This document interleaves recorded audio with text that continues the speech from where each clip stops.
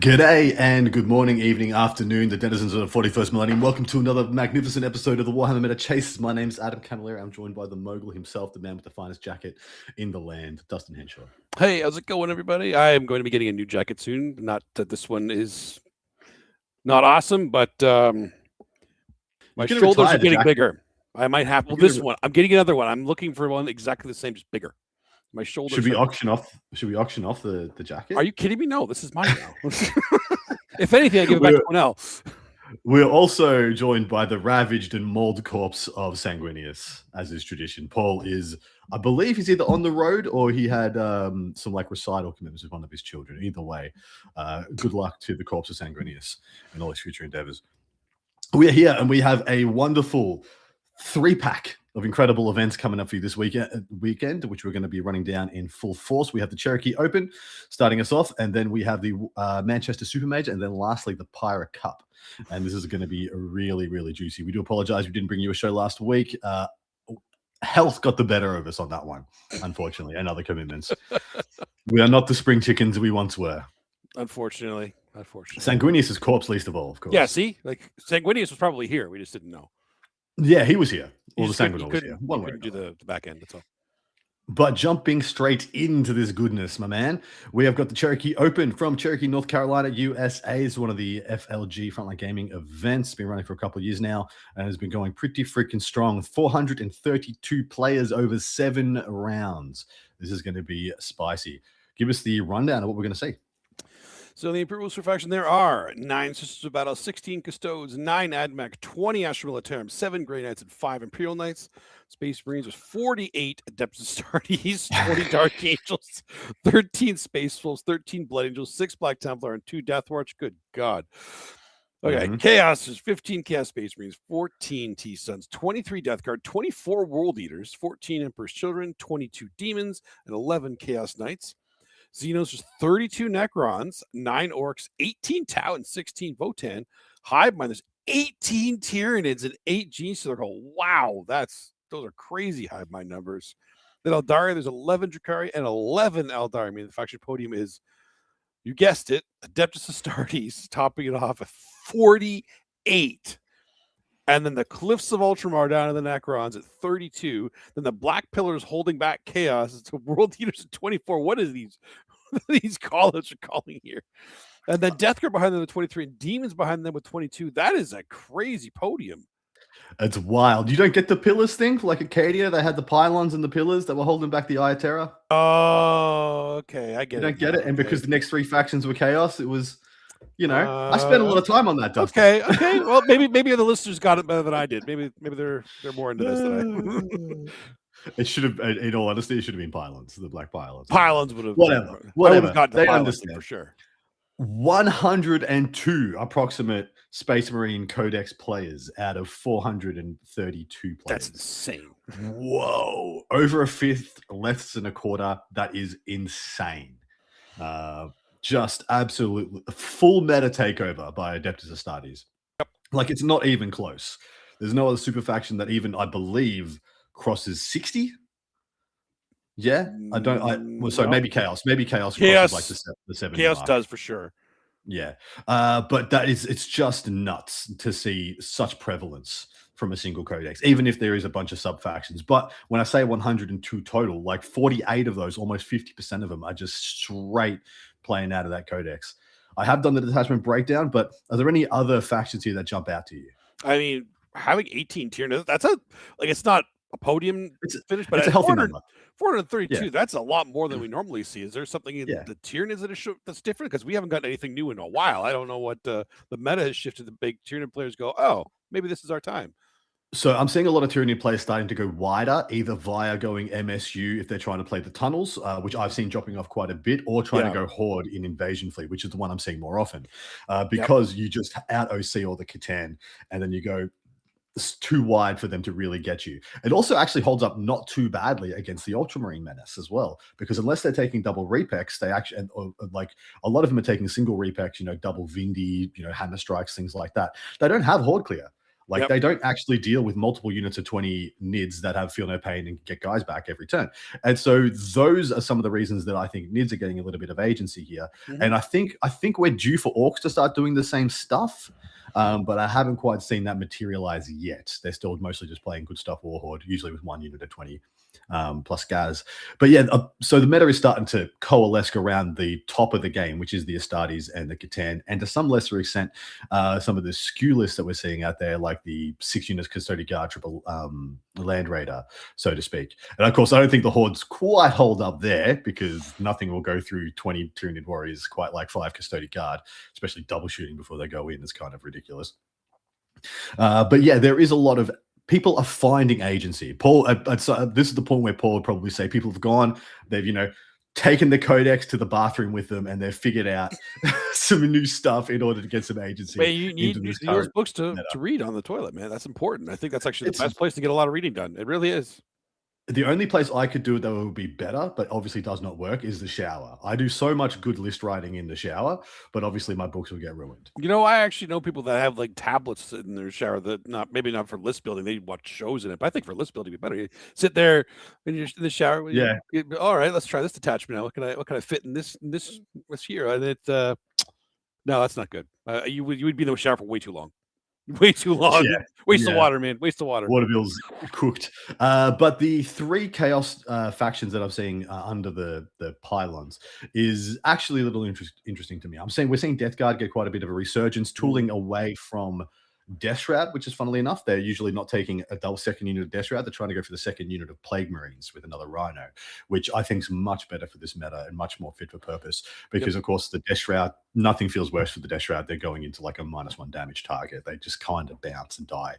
And so the Plague Marines give them much more agency to have a better shooting phase, with a delivery system plus a very strong fight phase and mortal wound efficacy. But the World Eaters is surprising to me. I'm of the opinion World Eaters are on the downward slope right now, unfortunately, where they still play a relatively just strong pressure game. But I have not seen another meta this edition where you could disrespect World Eaters like you can now with some of the top meta factions. They can kind of just cop the World Eaters damage and not care. It's a bit wild, to be honest. That's crazy to think when they finally get one of the things they've been missing in the Forge Fiends. Well, -1 damage Silent King, unless you can hit him with the Exalted 8-bound with the whatever the character, the non-master possession, the Slaughterbound, 3 Exalted 8-bound, like rapid ingress and get into that guy. And even then, if he has all the pylons up, he's just got too many wounds that you need to chew through with a 4-pin vulnerable save. And it gets really awkward, and then you die, and you can't do that again because usually only take one of them. And so there's a lot of really awkward things out there in the meta for World Eaters. So I'm very happy that they've got group representation still. But in saying that, we have 2 data points to talk over. The first of which is the Astartes detachment breakdown. Yes, I used an entire lunch break at my day job to look at all 48 freaking Adeptus Astartes lists. And I hopefully all respect that. I could have taken my break. Instead, I did this and yawn because this was exhausting. Of the 48 total Adeptus Astartes lists, a full half of them are playing Blades of Ultramar. No, it's not really surprising. However, are playing Forge. No surprise whatsoever. What was surprising was the lack of Gladius. So it's only 4 Gladius, but 24 I feel like Blade of Ultramar is just a better Gladius, though.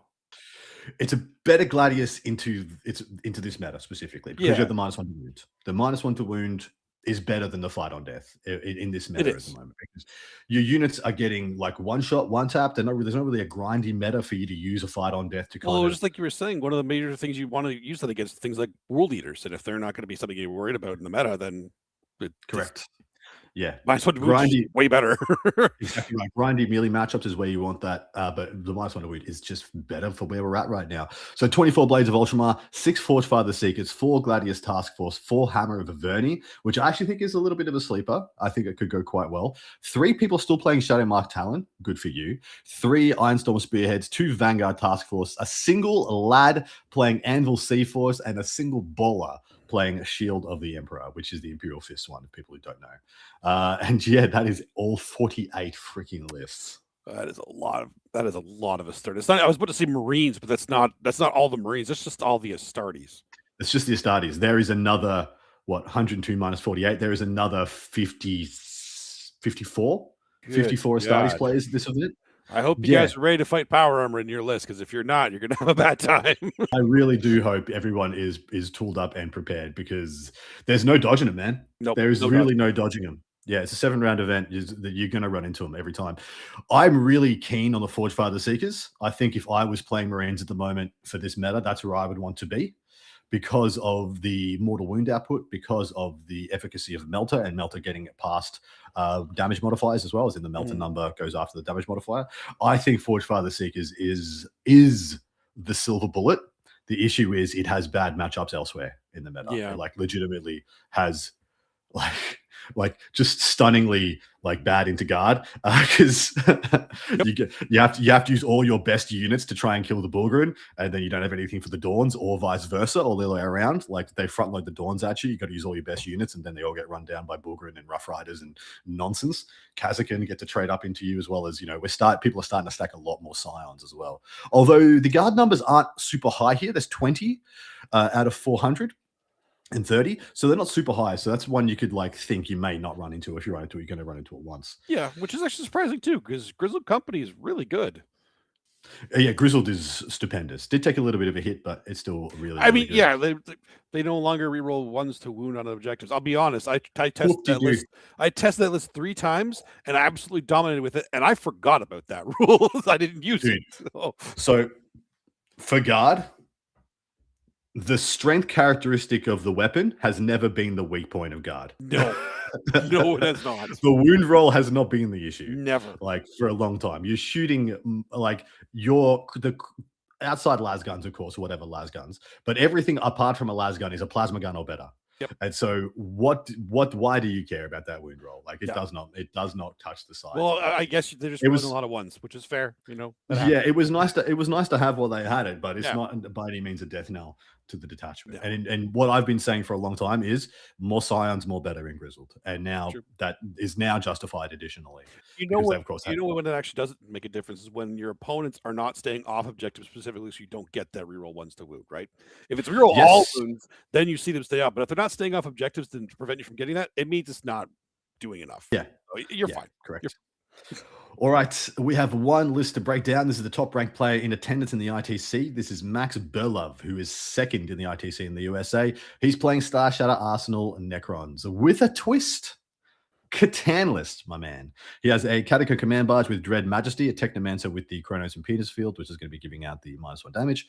Silent King, a Reanimator, Canoptic Spider, a single unit of 6 race that will have the Technomancer and the Crypto Thralls, 5 Death Marks, 3 DDAs, 3 Doomsday Arcs, 5 Flayed Ones, 3 Ophidians, a Triarch Stalker. And I had to say at the bottom here, what is this? Mid to 2025. I was going to say, this is like a Shatterstar from a year ago. It's a Shatterstar from literally like a first press Shatterstar from when the detachment came out last Grotmas. And this is the counter Necrons Catan list. This is the Necron players circling around the drain, trying to dodge the things that are there to counter the best thing in their army. And so they're coming at it, you know, from behind. They're coming from they're trying to be the Necrons that counter the Necrons and also are good against the counter Necrons armies. So yeah, there's your Inception right there. Inception list. It is, and it's a very interesting study. Like the 3 DDAs plus Silent King absolutely put out the damage to threaten everything in the game from range, especially with the real ones to hit, ones to wound. Of course, I have found DDAs to be exceptionally unreliable. Yeah, when shooting into invulns, because they have you're shooting into a 4 or a 5 invuln. You have a random number of shots. You just low roll on the shots like 2 turns in a row, and your game is kind of cooked. You have to be like, okay, race, fingers crossed, you know, make the sign of the Laskin and Ridge Runners, man. I get it. I get it. Yeah. You just make the sign of the Aquila and hope the wraiths hold another turn to buy you another turn of shooting. But outside that, this is still just a good list, well constructed, and sure. I do think Max is going to do quite well. And it's so funny. So I've often described the meta of the game as there being 3 ways to approach it. You either play the meta, as in you play what is good in the meta. You play what is good against exactly what the meta is, or you play what is good into that. Yep.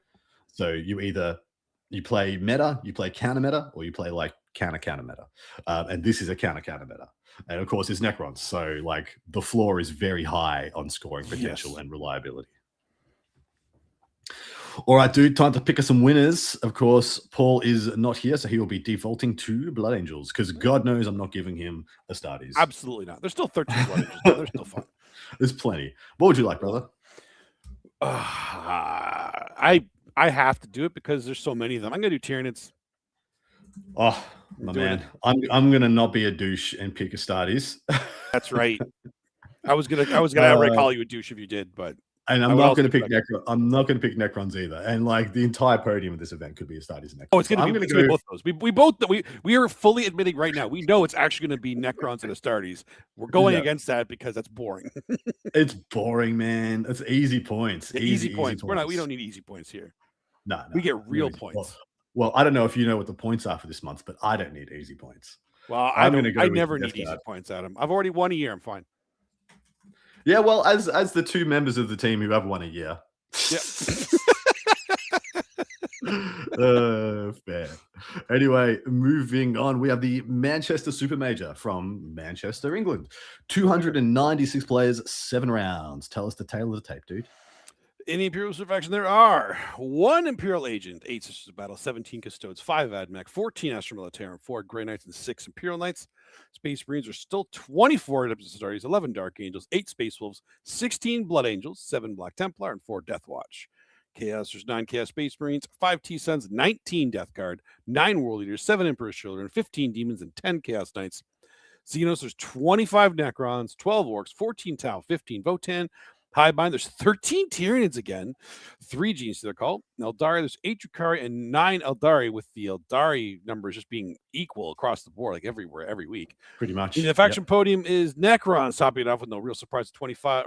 And then Adeptus Astartes right behind them with 24. Death Guard still making a podium spot with 19. And then Custodes making an appearance with 17. And Blood Angels right behind them with 16. So still 40 Astartes on our faction podium. 40 out of like almost 300. It's still low representation. No. But that's just on our podium. That's just the 24 Astartes and 16 Blood Angels in our faction podium. Yeah. So we got 35 plus 8, 43 plus 16, 53, 59, 66, 70 Astartes out of 269. So that is definitely less percentile. It's definitely lower percentile, but not by much. Not by much. Yeah, not by a wild amount. Still really good numbers for Death Guard. Death Guard definitely getting a resurgence in the meta at the moment. Adeptus Astartes, so Astra Militarum numbers not that impressive, but quite a lot of Custodes. What has been surprising to me is the continued mediocre numbers for Adeptus Sororitas. Even before their latest couple of points nerfs, they were like a top 3 faction in the game, and they have not significantly dropped out of that position. They have shifted down a little bit. They're probably no longer pushing like that A+ S tier, but there's still definitely an A tier army with all the tools into the current game. Everything I said about Forge Father Seekers being good into the meta at the moment, you could say just for a generic good stuff, Sisters list brings like most of that with them outside the mortal wound point and click potential. Yeah, for sure. But then they have miracle dice to do so many other things. Yeah, exactly. Like, all the Tyranid are switched from GSC as they know it's not a faction. Shut up, Erwin. He found the button. You found the button. That's the new wince button. It's the wince. Yeah, the Walker and the wince. Flyer it. But yeah, World Eaters numbers way down here, as well as Emperor's Children. Demon's still doing quite well on the number side of things. I was a little surprised it wasn't more Xenos. Like there's still relatively decent numbers for Orcs, Tau, and Votan, but I would have expected a handful more for any one, if not 2 of those. And your Eldari and Drukhari numbers still seem to be hovering around that, 10 I have seen a pretty big players. surge in Tal. I don't know if you've noticed it, but I've noticed the Tal actually have a really good game into the Satan meta right now. Like they crush Satans. They dude, there's kind of not many games where you feel bad. They don't love the guard game. No. In some, depending if they're Montcar, Cowyon, or Red Card. Red Card doesn't love the Tower game, doesn't love the guard game as much because they've got too much in reserve and they're going to get screened out from the good drop zones and stuff like that. And so they have to start more on the table, which gets awkward, and they miss out a bunch of value, stuff, yada yada. But there is not that. There's like that. I can't tell you a faction right now that runs over Tower.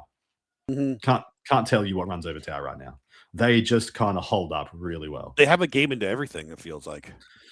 Yeah, Votan seem to be in a similar position, just to a little bit of a lesser extent, where they kind of nothing just just knocks them over. In fact, actually, Tau is one of the armies that threatens to do it to them. Yeah. But they're just a very even performer at the moment. I've seen a lot more like MSU builds coming out of the Votan, and I really like how they're feeling because they still do a lot of damage. They have a good trade up potential, and they can fit more in your list than you thought they would. Just because they were bringing like bricks because the bricks were really good. They did a lot of damage, but I feel like they do better when they go wide. Well, what a coinky dink. You want to fast forward to the list I broke down for the Manchester Super Major. Next one. Greg Chamberlain, who represented the WTC for Team England in 2025, and if he's applying this year, he probably has a damn good chance of going back to back.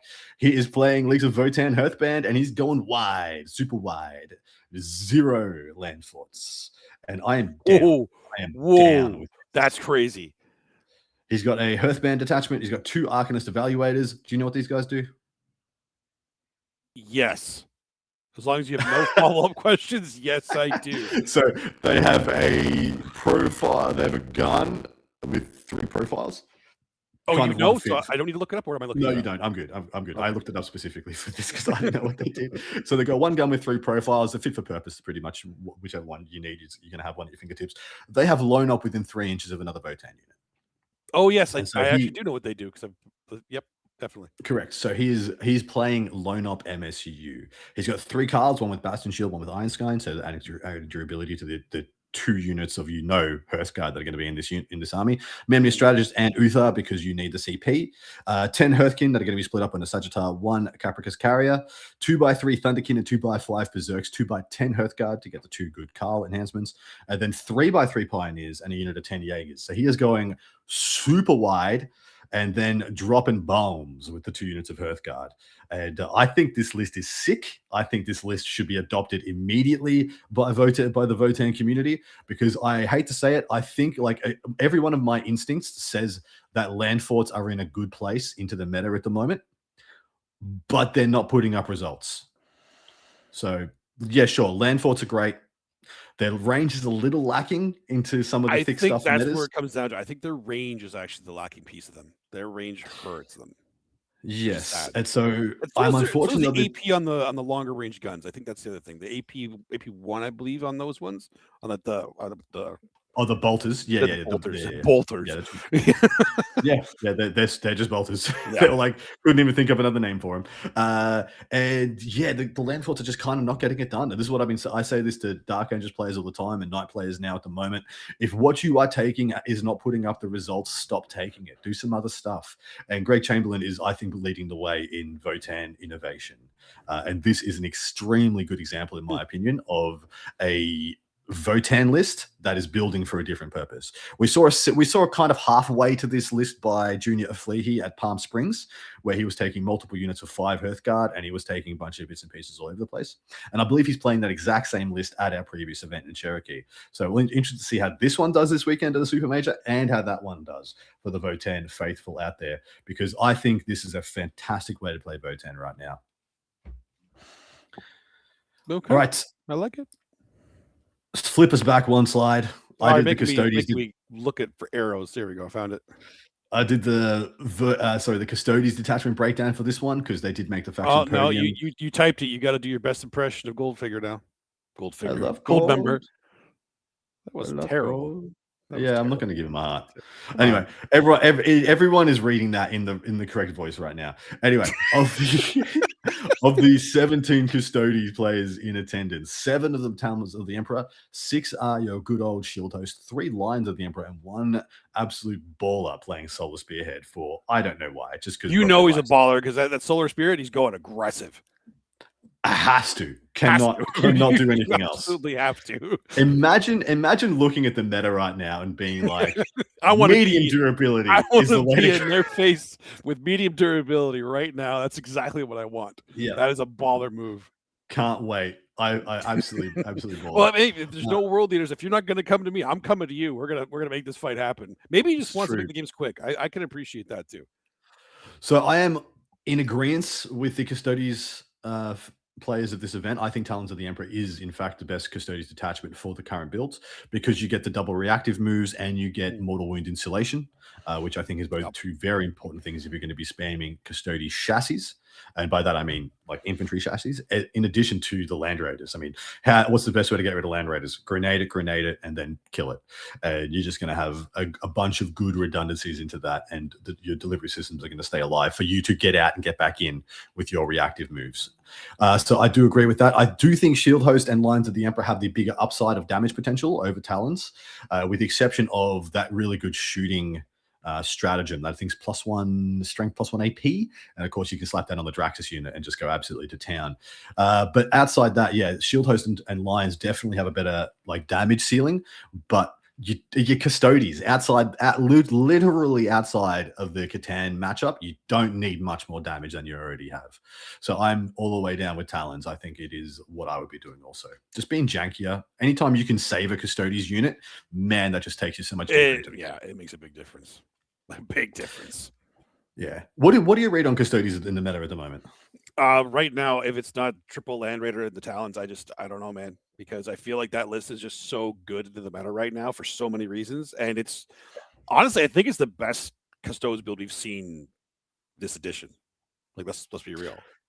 So only time I say they were better was at the start of the edition when they had the 3 units of 10 Custody Guard with fights first. I don't know. I think this is better, to be honest. Because that one was a lot more.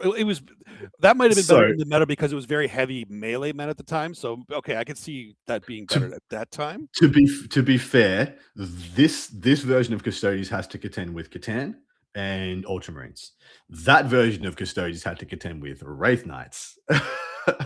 Sure. So it's always going to also have a 4-up field of pain to devs back then too, though. In those back, I don't believe they had any mortal wound protection. If I one of the attachments they may have had a 1 CP strat for 5-up field no pain, which ain't saving you from a D6 +6 like freaking Wraith cannon. Roll shot. 5s, play demons for the. It's fine. Oh, it's fine. Just roll 5s. Yeah, it's easy. Get saves. I'm not used to having saves against anything. You don't stop complaining.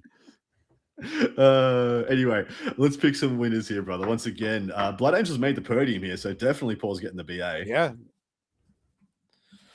What would you like again? I picked first last time, so you can pick this time. It's true. It's true. Am I just going to go Death Guard all weekend? I am just going to go Death Guard all weekend. Oh, okay. You know what? I'm even putting it in for my next one as well. I'm putting it in for Pyra. We're going to keep it juicy. You know what? I will go Custodes. I think that's fine. That's fine. It's fine. Part of me wants to pick my boy, Brian Jones, who's playing a very similar list to what I've been spruiking for Imperial Knights. You know what? No, I am doing that. I'm picking exactly Brian Jones with Imperial Knights. You're typing Imperial Knights, but I'm not seeing Brian Jones. You're just typing. Fine. All right, into our last event for your viewing pleasure before we get to some silliness at the back end. This is the Pyra Cup. I have no idea how to pronounce that town. I'm not even going to attempt. Starts with an M. No, Paul would do it if he was here, Adam. You have to do it. Midzurajczyk. Your screen is not frozen. That was Adam pausing trying to do it. That sounded pretty good, though. That sounded good. I did my best to comprehend. It's probably completely off, but I think it sounded good. So I 100% brutalized that. But this is in Poland, and this is 64 players in 8 national teams. Mm-hmm. So what this is, Pyra Cup is usually used as a WTC prep. And usually what would happen is 2 to 3 of your starting WTC lineup will be attending and playing alongside, 6, 5, 4 of your academy picks or your prospects, and you'll chuck them into this pressure cooker against similar teams and see what comes out. So there's 8 different national teams represented here. Poland has 2. They're the home country. They had to bring up a mercenary team to pick up to the 8th team. But there's 64 players, 8 teams, 5 rounds, mate. What are we going to see there? And we, of course, caveat, you can only take each faction once per team of 8. So the most you'll see for any faction is 8. And the closer you get to probably about 6, anything of 5 or more, you should absolutely assume is one of the best teams armies in the game. Mm-hmm. All right, let's have a look. See, so the Imperial Super Faction, there are 2 Sisters of Battle, 3 Custodes, 6 Admechs. So only 2 teams didn't take Admech, 5 Astra Militarum, and 1 single Imperial Knight. Space Marines are 6 Adept Astartes, 1 Blood Angel, and 1 Black Templar. So every single team does have Space Marines on their team. Correct. Chaos was 5 Chaos Space Marines, 1 T-Sun, 1 Death Guard, 1 Emperor's Children, 4 Demons, and 2 Chaos Knights. Xenos, there's 6 Necrons, 3 Orcs, 3 Tau, 2 Votan. Hive Mind, there's 3 Tyranids. I guarantee you they're all Invasion Fleet. Eldaria, there's 5 Drukhari and 2 Eldari, meaning the faction podium is technically total Astartes at 8 because every single team did take some flavor of Astartes, although 6 of them are just plain Adept Astartes. And then Necrons, Astartes, Admech all had 6 out of the 8 teams bring one of those. Drukhari, CSM, Astra Militarum all at 5, and then Demons at 4. So according to Pura Cup meta, the European meta in general for WTC, at least right now, those are your top team factions. According to that. Really, really happy to see Drukhari hit the podium. Yeah. I'm very high on Drukhari in teams. I think they're absolutely spectacular. The fact that I believe they also have in teams format, in differential format, they actually have a good game into pretty much all the top meta, because you look at the top of the meta and everyone's circling around, Victrix, Repex, Catan, Custody removal. And you're like, oh, good. Thank you for stacking anti-tank into your list, mate. I'm going to just play MSU. Freaking nonsense. Absolute nonsense. And I'm going to activation lock you out of primary, which is what a lot of what they're playing. I think just about every single one of those Drukhari lists is Spectacle Despite, if I remember correctly. The other one is Admech. Everyone's been talking about the fact that, of course, Admech got slugged fairly hardly, very hard, but not unreasonably in the balanced data slate post Worlds. And then they kind of dropped off the singles meta. And for no reason, in my opinion, they are freaking amazing. And Europe is backing that up with 6 of 8 total teams taking Admech. So they are going to be everywhere. And that, in my opinion, they're absolutely terrifying. Mm-hmm. For sure. I think they're actually great too.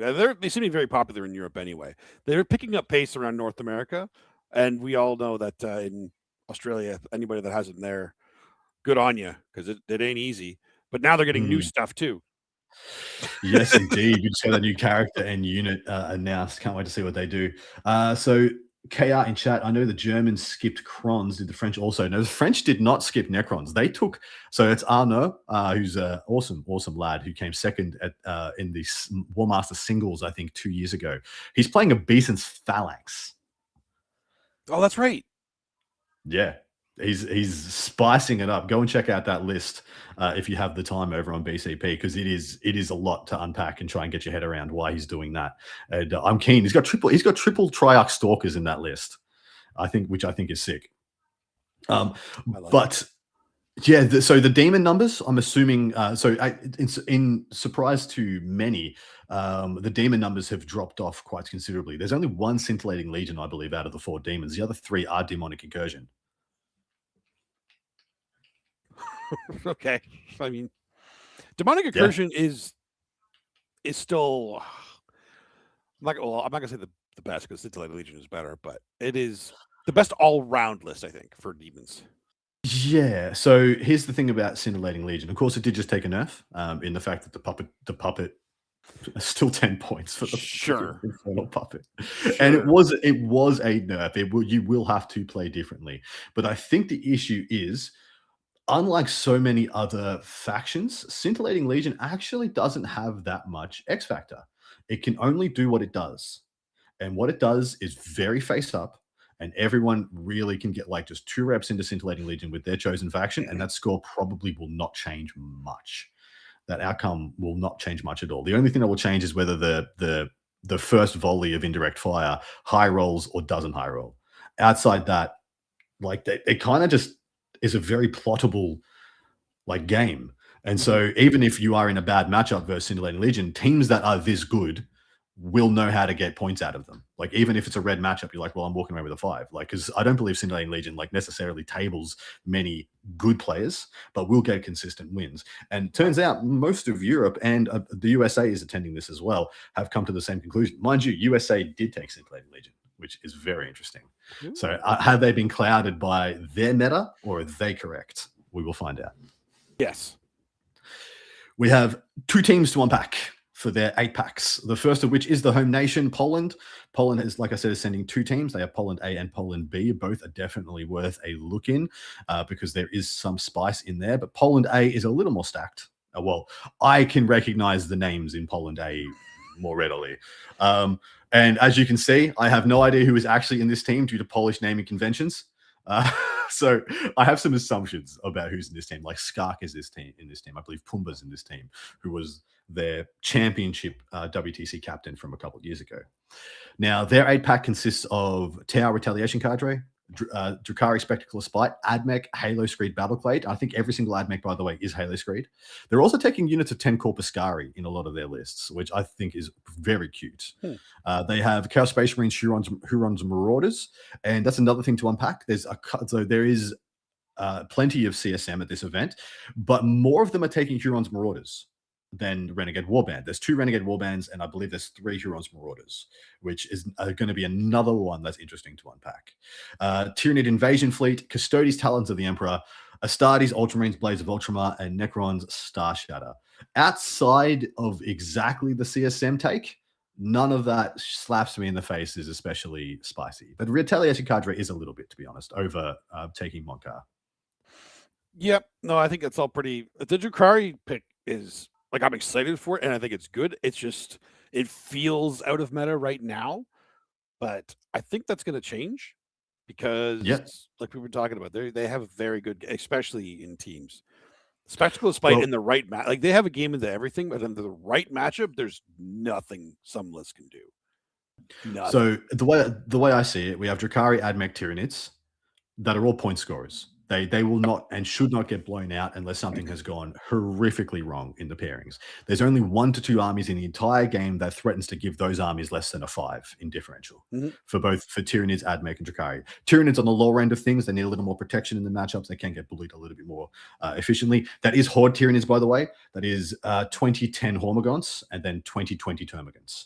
And then 2x10 Gene Stealers as well. So he's gone very thick, and he's hoping to catch some of those anti-tank lists and just outvalue. Lists, I think, are supposed to they're running at least 40 Gaunts, like 2x20, at least 20 Stealers, if not 30.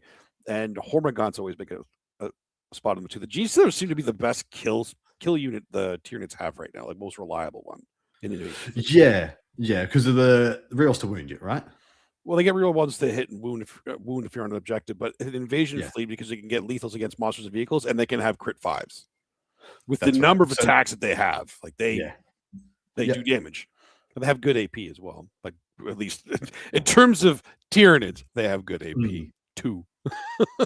So there is nothing overly surprising in the lists that you would expect. I think there's 1 more unit of crisis suits in the Retaliation Cadre list. I think they've gone either 4 units of crisis suits, 2 Riptides as their build, and then the bits and pieces. I'm much more normal for me to either see an all-in of like 5 or 6, or just the 3 with 3 good characters adjoined and the good enhancements. But yeah, so the Tau Retaliation Cadre is the X factor that, if paired correctly, will get a big win. The Drukhari, Admech, and Tyranids, I believe, are the scrappers that can kind of get a 12 versus anything. They capitalize on mistakes extremely well and just can't get blown out, and all with potential upside. That's the thing about Spectacle of Spite, right? That Spectacle of Spite sits at like, unless this is like the worst matchup that I have, and there's probably only 1 or 2 of those in your lineup, I start at like 7 points if everything goes wrong. If every single thing goes wrong, I'm still walking away with 7 points from my team. Yep, and that's what Spectacle is bringing to this equation, which is why I think it is fantastic in 8-mans. In 5s and 6-player events, it can get a little bit less return, but when you have 8 players, man, it slides in like beautiful. Custodes is Custodes, nothing to say there. Astartes, Necrons. Those are the only ones really worth unpacking. Outside Hurons, Marauders, mate. What's your wavelength on the new CSM detachments? I actually like it a lot. I feel like it has play from a couple different of the other detachments that make it just a little bit better. It gives it more play into the meta, I think. I feel like it's more of a singles detachment though, but it obviously could be built for teams as well. If Poland thinks so, then I want to see what. In fact, I'm going to open it up right now because I want to see what they think is the current build. It's brand new, right? So we can't really. Correct. Oh, it's Vladdy too. So. It's Vladdy, who's very good. There is going to be a lot of very new takes on CSM right now. I'm seeing some of the Hurons Marauders list that are just playing what I call like better creations of Bile. where they take 2x10 chosen, one with Fabi, one with Huron, Master of the Maelstrom to make the Uber Death Star. He's going wide. He's going wide. Vladdy is going wide. He is going wide. He's got big units. That's Vladdy. That's fine. Oh, and he's still got the 3x6 noise marines. I think that's still auto. It's ubiquitous. It's ubiquitous at this point. You are like, why would you take EC when you can take CSM now? And it's kind of a little annoying because you kind of just better with no downsides, right? No downsides. Yeah. And in addition, it's way better into 2-up save chassis. Like CSM is just way better into 2-up save chassis than EC is. EC, you can go into a 2-up AOC unit with your good trading piece, which is your Lord with infractors, and just be like, did I kill a Victrix guard or didn't I kill a Victrix guard? It's disgusting and probably really frustrating for the players out there. But this Chad Vladdy has Harken World freaking Claimer and 10 Raptors. And I'm just like, mate, please do amazing things with this. I want this to be good. Harken World Claimer has been the best model with the crappiest rules for like 5 years. Anyway, he'll be fine. He'll do work. He will absolutely do work. 10 Raptors and 5 Raptors. That's more Raptors than I've seen this entire edition in the list so far. Me too. All right, into the United States. Of course, we are very aware of the demographics of the people who watch our show. Of course, we're going to always champion the home nation, which in this case is Poland. And of course, I got a bunch of mates in Poland as well. They're all mad lads, and they freaking best 40K nation in the world. Why wouldn't you want to champion it? But the United States of America, this is what they are bringing, because they are taking some very, very, very fun lists and some very good players. But they are a legit bunch of nobodies. Take that, boys. They start off with a Necron Star Shatter Arsenal. That's Anthony freaking Vanilla. They got Vanilla to play Star Shatter. I'm like, what happened, Anthony? What used to be cool. You dead set used to be cool. They have a Renegade Warband of Chaos Space Marines. Then they have Champions of Faith, Adeptus Sororitas, a Tau Moncar, that is Durante Bozzini, who won the Palm Springs Open. They have Folger Piles playing Custodes Talons of the Emperor. This is John Lennon playing the Adeptus Astartes, Blades of Ultramar. Ugh. Do something. I just want to poke John with a stick and be like, do something interesting again, John. Like, yeah. We got Scintillating Legion, Chaos Demons, and Astra Militarum. Recon Element. Yuck. Oh no. It's that list, isn't it? It is. It's not only that. It's that player as well. That makes sense. It all adds up. And my God, he will 20 Catan. He will 20 Catan cannot do. They can never put Catan in that list. There's no point. Just don't go up to the table. Every Catan is going to cop 2 units of 20, like idiots, and never going to score a primary point, never going to have the ability to do an action, never going to do anything, tag anything, make it to engage on all fronts, not going to do anything. No. And having that in your lineup is massive. Mm-hmm. What I found interesting is that they didn't pair it up with anything else. Like, they didn't go with an Awakened Dynasty of Necron, so to speak. They didn't go with, I suppose with the Champions of Faith, it does to some extent trade off that durability skew. Like, you can play the Champs of Faith with the Recon element, but they match up very differently into different things, but they do bring kind of that brick them up, take away their scoring potential. Kind of 2x10 bricks of sacrifice. It's a 1x5. I haven't seen that before. Yeah, I think that's just a concession to the point, because you wanted to go a little deeper on the anti-tank and damage output, which I kind of agree with as well. Oh, I see extra rep troopers. Yeah, okay. Yeah, extra rets. Yeah, and in all intents and purposes, if you find yourself in a matchup where like sacrosancts aren't good, the other 5 weren't going to matter. That's true. Yeah. So yeah, they've got a fresh take on Renegade Warband as well. They're the only Scintillating Legions. The other ones are pretty much what you expect. I think Folger was pioneering, or part of the pioneering process of the no character Custody Guard. Well, no Custodes character Custody Guard, just taking Draxus and Inquiz, 6 units of Custody Guard, three Land Raiders. That's exactly what he's playing. That's exactly what Poland A is playing as well. Like point for point, exactly the same. Their Renegade Warband take, I remember being fresh and might be worth unpacking, because of course brand new detachment. So I'm going to quickly give you guys the rundown. Starts off with Cypher, Huron Blackheart, the Masters of the Maelstrom, Sorcerer and Terminator armor, who is holding the extra oath, a Trader Enforcer So 2 Trader Enforcer packages, which is like the company commander plus Ogren, Trader Ogren, and they just run around as 55-point utility units, and I think they're really quite good. 10 cultists, 1, 2, 3 units of legionaries, 1 unit of 3 bikes, triple Rhino, double Vindy, triple Noise Marine. Literally playing Space Marines. Yep. It's just like the second Blade of Ultramar list in the lineup, which is what that detachment can offer you in teams, by the way. Yeah, which makes a lot of sense, actually. That's a good way to put it, to pair it with the Space Marines that way. It's Well, it pairs it perfectly. If you think about it, so the Chaos Space Marine list has Assault, so it all has Advance and Shoot, and Advance and Charge on demand. Tau is playing Monkar, it's all good Advance and Shoot.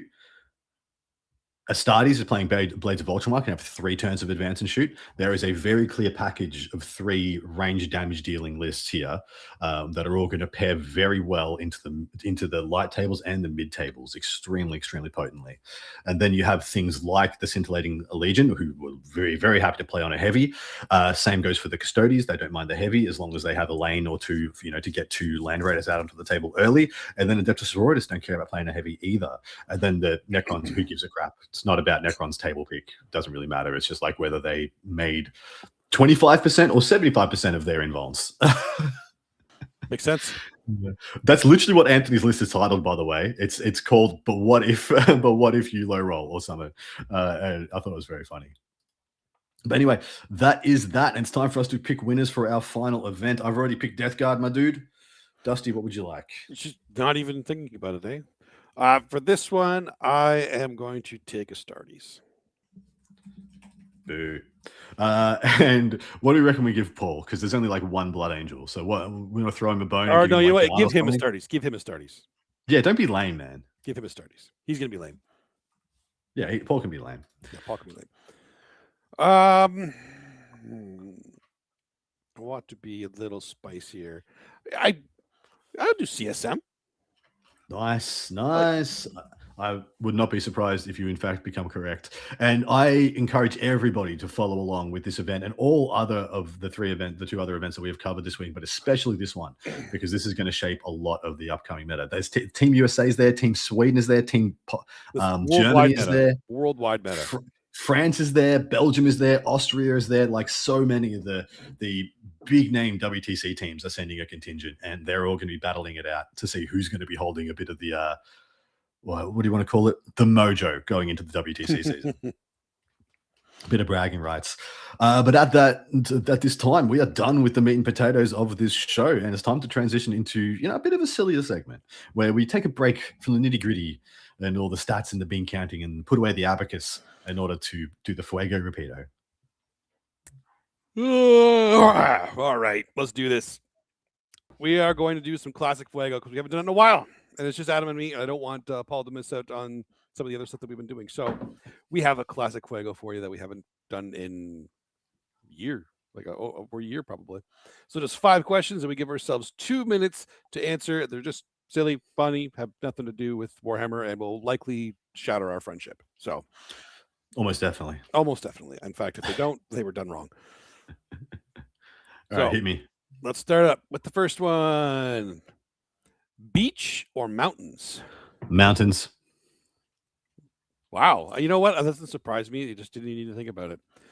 And that's an Australian. We have like some of the best beaches in the world, and I still prefer mountains. I was wondering about that. Don't you have some nice mountains somewhere too, though? We have okay mountains. They're not the Alps or anything. Like I went to the top of Mont Blanc in Switzerland, 4 climbing or ago. hiking?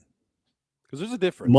No, you can't hike up all the way at that high. I didn't think so. But in general, for mountains, do you climb or hike preferably? There's most of the ones in Australia are pretty hikeable. Like only our tallest 4 or 5 are too high for you to do without some serious equipment. So yeah, but we have I have good mountain ranges that near where I grew up that are absolutely fantastic. What's weird about the mountains where I am is that it's very flat in every direction, like lonely mountain Hobbit style, where there's that's kind of cool. one kind of set of 3 or 4 mountains, and everything else is just flat. So wait, so are you more into the mountains because you have so many beaches? It's not like a novelty to you. That's what I believe. I believe because we have beaches like right over there that are like some of the best in the world. Like I live fairly close to Bells Beach. Like my brother lives like right next to some of the best surf beaches in the entire world, where they hold like the Billabong Cups and stuff like that, the World Championships. And so that's just like over there. Mountains to us are a little on the rare side. See, that's the opposite for me, because beaches for me, because we don't have as many of them. Now, that said, there are some like mountain towns in Canada that I've been to that are just beautiful, and I love going to those. So it would be a hard choice based on going to one of those or a beach. So here's the other thing about beaches for me. I find people in Australia who frequent beaches quite obnoxious. I think that's a beach thing. I think that's just a beach. It is. Yeah, whereas just... I like if I was to run into a stranger and have a conversation, who am I more likely to enjoy a conversation with? Someone at a beach? Or okay. In the mountain? Okay. I can 100% mountain. Okay. I can give you that one.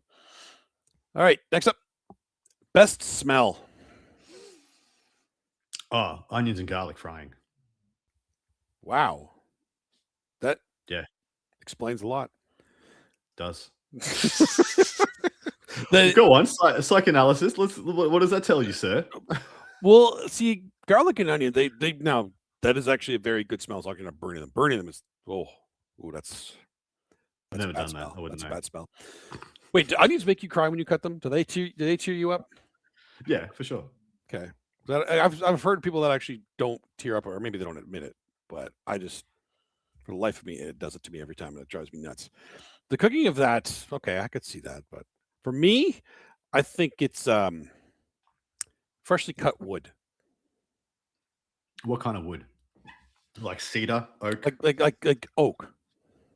Because I have a very strong attachment to burning eucalyptus. Yeah, see, so you'd like that.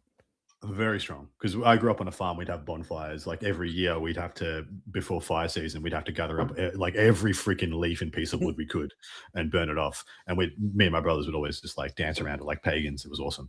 That smell sticks in my head. See, I have fondness of that smell as well. So, what are you looking at? Yeah, I'm just looking at the chaos comment. I like Adam's answer, going for that after the rainstorm. Yeah.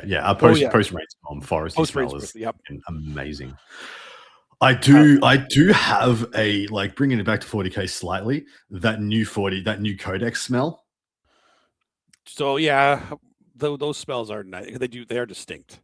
Yeah, they're not quite as good, but like that holds a place in my heart. Like when I was a kid, cracking a Codex, like, and just being like, potential.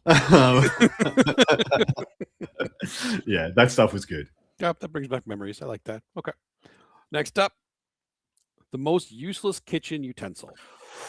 Ooh, utensil or like appliance? Do you want to do appliance? Let's do both, because I think we can do both pretty quickly.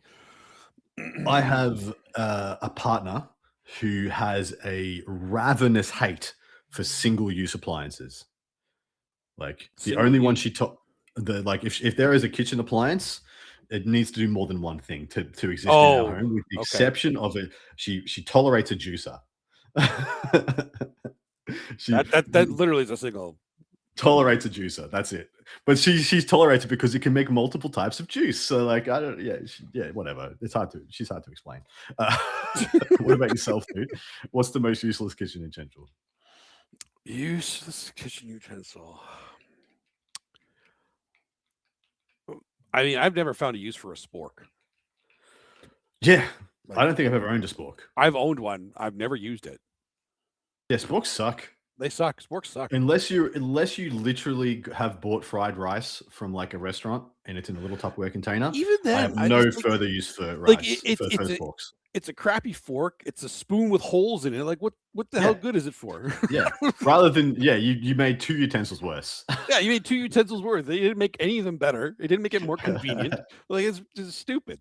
There you go. That's useless. It's pretty stupid. As for an appliance, most useless appliance, like, I wouldn't own them, I hope. So it's harder to think of those. Like, what kind of appliance would I never buy? Yeah, correct. Because if it's useless, I don't own it.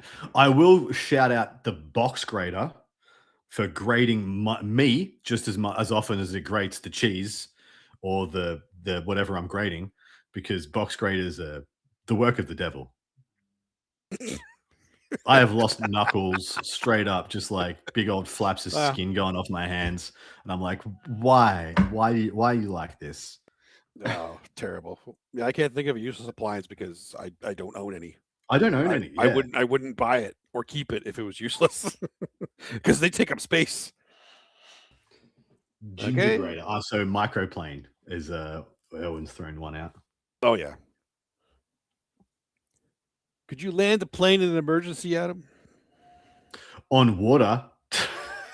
Does that count as landing when you're not on land? I don't think that counts. It would to me if I was flying. That completely defeats the entire question. When you're like, can you land a plane? I can put it on water. It's like I can. No, water I couldn't. I could crash it into water. I can crash it into water remotely safely or relatively safely. Okay, that's the best I could do. Yeah. I don't know. I mean, I played a lot of Top Gun on the NES when I was a kid, and perfect simulator. Man, I swear it's harder to land a plane in that game than it is to do in real life. It has to be. I mean, I have nothing to compare it to, but it has to be, right? It has to be easier. And I was pretty good at it. So I feel like in an emergency, you just come get me. I'll land it, no problem. Piece of cake. As long as there's no mountains or beaches nearby, then we'll be fine. Nice. Where did this question come from? Because I'm traveling again soon, so I just. Oh, okay. This came up. So what are the chances that if you had to land a plane in an emergency, you would survive? Out of 5, 1 being no chance, see you later, and 5 being I got this. And what was the question again? What is the chances you would survive if you had to land a plane in an emergency? Oh, if I had to land it, am I the only one on it? I didn't say that. That's what I'm trying to figure out. Are there other people aboard this plane? Because this really changes the dynamic here. Does it? Yeah, it does. It absolutely does. Do you believe there would be a way for you to land a plane that in which that you would be safer than your passengers? No, I believe there would be a way I could make it safer for my passengers than me. Because if I'm at the front with all the glass there, it's a little different. Owen gives himself a 2. That's better than I'm going to give myself. I'm going to say like a 1.5. I am dead. If I'm in that position, we are screwed. 1.5 just because of the adrenaline. That's my biggest issue would be my ADHD. I'd be looking at all the dials and stuff. I'm like, oh no, yeah, that is definitely overwhelming. Yeah, I get that. And last up, best way to cook potatoes.